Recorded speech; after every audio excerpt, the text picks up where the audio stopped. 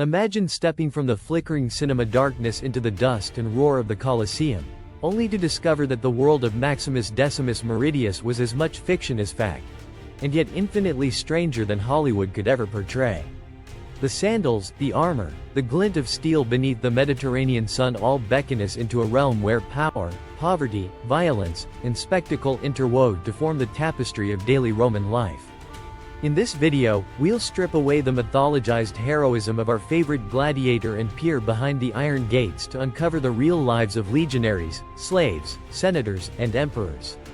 We'll journey from the barracks of the army to the backstreets of Ostia, from the glittering triumphal parades down the Via Sacra to the shadowed crypts beneath the Forum, asking, what did it truly mean to live, and to die, in the age of Rome?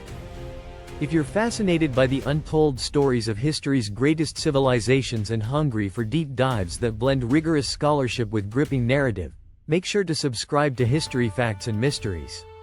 Hit the bell icon so you never miss an exploration of the past's hidden truths, and join our community of fellow history enthusiasts embarking on journeys through time, myth, and legend. Conceptual framework. Peeling back Hollywood's armor. Hollywood's gladiator may stride into battle spattered with blood and defiant cries, but the truth of Roman life was far more complex, and far more unsettling. When we engage with ancient Rome through film and literature, we often inherit a narrative shaped by modern values, noble savagery, individual heroism, clear moral arcs. Yet Roman society prized collective identity over personal glory, and virtues like pietas, duty, gravitas, dignity, and constantia, steadfastness, guided behavior far more than sheer bravery. To understand Maximus's world, we must recalibrate our expectations. The arena was one venue among many for public performance. The legions were not mercenary bands but agents of imperial cohesion, and the Senate, far from a bastion of high-minded debate, was a swirling cauldron of ambition, patronage, and violence. By suspending our cinematic preconceptions, we open ourselves to a multifaceted society where politics, religion, economics, and entertainment fused into a single, pulsating organism. Over the next chapters, we'll use contemporary accounts, Tacitus's terse condemnations, Juvenal's scathing satires, and inscriptions etched into stone, to reconstruct a world both darker and more dazzling than any movie set could capture. The real Roman army. Legionaries beyond the arena. When Maximus strides into the Colosseum, he wears the stylized panoply of a gladiator, but the true Roman soldier was a different breed altogether. Legionaries underwent up to 6 months of grueling training each year, marching 20 miles in full kit, mastering pilum and gladius drills, and learning to construct field camps with military precision. Their home was neither the stylish villa nor the crowded domus, but the castra, fortified camps laid out in perfect rectangles, complete with granaries, barracks, hospitals, and training grounds. Within these walls, discipline was enforced by severe punishments, beatings, decimation, even execution for mutiny. Yet the army also offered pay, land grants upon retirement, and a rigid social structure that appealed to Rome's lower classes. Far from being mere pawns of imperial power, legionaries served as local administrators, builders of roads and aqueducts, and agents of Romanization in distant provinces. Their loyalty was not to a single general but to the concept of imperium itself, a diffuse but potent force that bound soldier to state. Here, we'll explore how the army shaped Roman identity, how veterans built new communities across the empire, and how the martial ethos of duty and sacrifice underpinned every level of Roman society. Slavery and freedom. Lives on the margin. If the legions were the sinews of the empire, slaves were its lifeblood, millions of men, women, and children whose forced labor sustained every facet of Roman life. Unlike the cleaner image of Hollywood's house slave, most Roman slaves performed arduous work, toiling in the fields, manning grain ships, quarrying marble, or laboring in the infamous mani, the underground mines where mortality rates soared. Yet the institution of slavery was neither monolithic nor static. Slaves could be highly skilled artisans, teachers, and even physicians. Some managed businesses or oversaw other slaves, effectively functioning as middle managers. Manumission, meanwhile, offered a path to freedom for about a quarter of all slaves, creating a vast class of freedmen whose legal status remained precarious but whose economic and political influence often surpassed that of freeborn plebeians. Freedmen fought to shed the stigma of bondage, investing in property, sponsoring public games, and sometimes rising to the Senate itself.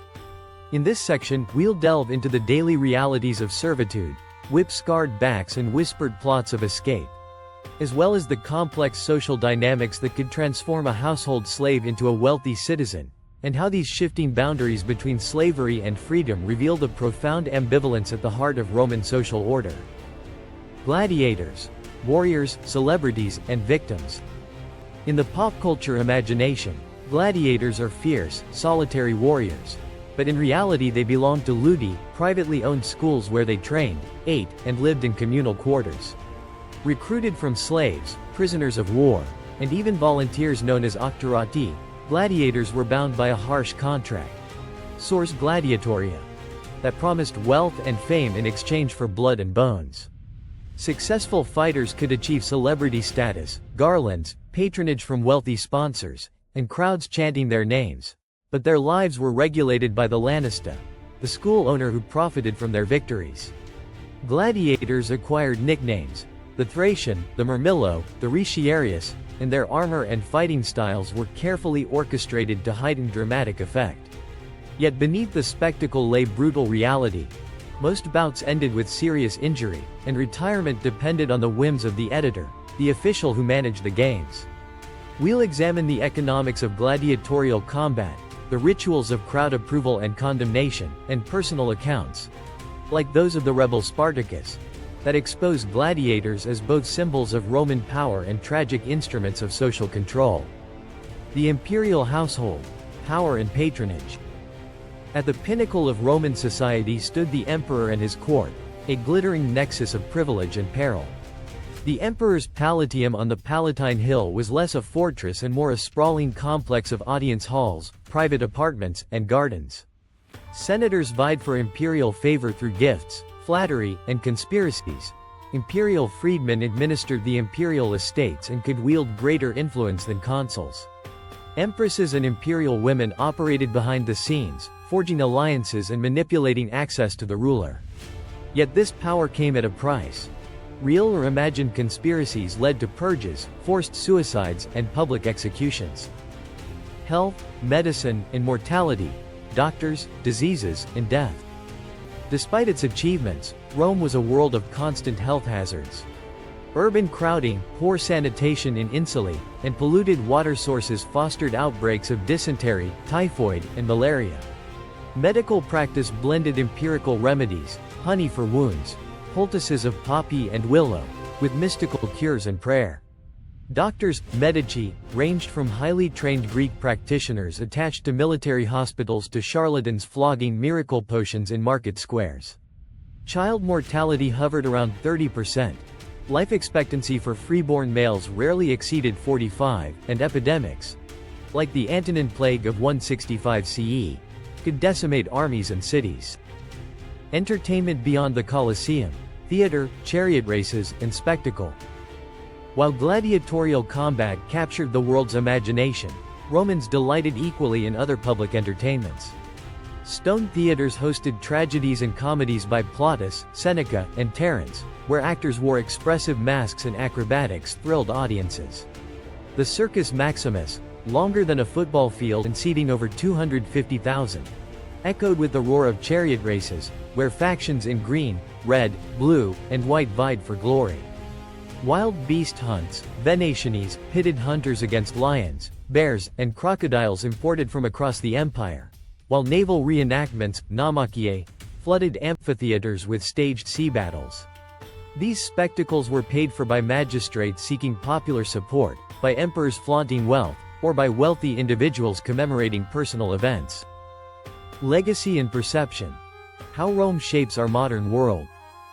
Though the Western Empire fell in 476 CE, Rome's legacy endures in law, language, architecture, and imagination. Modern legal systems trace their roots to Roman civil codes. Romance languages emerged from vulgar Latin's everyday speech. Neoclassical architecture borrowed columns, domes, and pediments to convey power and permanence. The idea of citizenship, republican governance, and public service still resonates in modern democracies, while the very concept of urban planning owes much to Roman precedents. Hollywood continues to reinvent Rome on screen, blending fact and fantasy, but even these portrayals testify to Rome's lasting grip on our collective psyche. In this section, we'll examine how archaeological rediscoveries during the Renaissance reignited Rome's influence, how Enlightenment thinkers used Roman examples to debate liberty and tyranny, and how 21st-century scholars reinterpret Roman diversity and complexity in light of globalization and multiculturalism. In doing so, we'll see that Maximus's story, though fictional, points us toward timeless questions of power, identity, and the human cost of empire. As we draw the reins on this grand tour of Roman life, from the training grounds of legionaries to the marble halls of emperors, from the sweat and blood of the arena to the murmur of neighborhood baths, we find that the real world of Rome, with all its contradictions, was far more compelling than any screenplay. Gladiators like Maximus may capture our imagination, but it is the millions of Romans, soldiers and slaves, patricians and plebeians, priests and physicians, whose lives together wove the fabric of one of history's greatest civilizations. Their innovations in engineering, governance, and culture continue to shape our world, even as their struggles with inequality, disease, and political violence remind us that every empire, no matter how mighty, rests on human shoulders. If you've enjoyed uncovering the truth behind the legend, subscribe to History Facts and Mysteries for more deep dives into history's richest stories. Like, share, and leave your thoughts below, because understanding the past helps us navigate our present, and the story of Rome is far from over.